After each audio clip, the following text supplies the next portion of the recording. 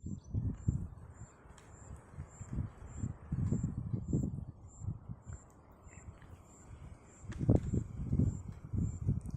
ಎಲ್ಲರಿಗೂ ನಮಸ್ಕಾರ.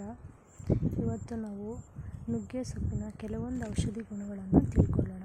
ಅದರಲ್ಲಿ ಏನೇನು ಪ್ರಯೋಜನ ಇದೆ ಅನ್ನೋದು ತಿಳ್ಕೊಳ್ಳೋಣ. ನುಗ್ಗೆ ಸೊಪ್ಪಲ್ಲಿ ವಿಟಮಿನ್ ಸಿ ಹೆಚ್ಚಾಗಿ ಇರುತ್ತೆ.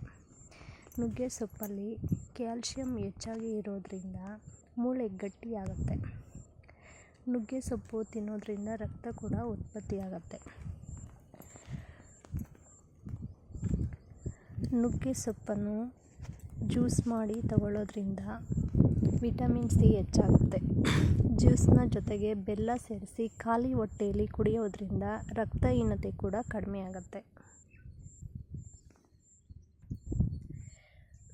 ಒಂದು ವೇಳೆ ನುಗ್ಗೆ ಸೊಪ್ಪು ಸಿಗದೇ ಇದ್ದರೆ ನುಗ್ಗೆ ಸೊಪ್ಪಿನ ಪೌಡರು ಮಾರ್ಕೆಟಲ್ಲಿ ಅವೈಲೇಬಲ್ ಇರುತ್ತೆ. ಆ ಪೌಡರನ್ನು ತಂದು ಖಾಲಿ ಹೊಟ್ಟೆಯಲ್ಲಿ ಬಿಸಿ ನೀರಿಗೆ ಸೇರಿಸಿ ಕುಡಿಯೋದ್ರಿಂದ ಈ ಥರ ಎಲ್ಲ ಪ್ರಯೋಜನ ಇದೆ.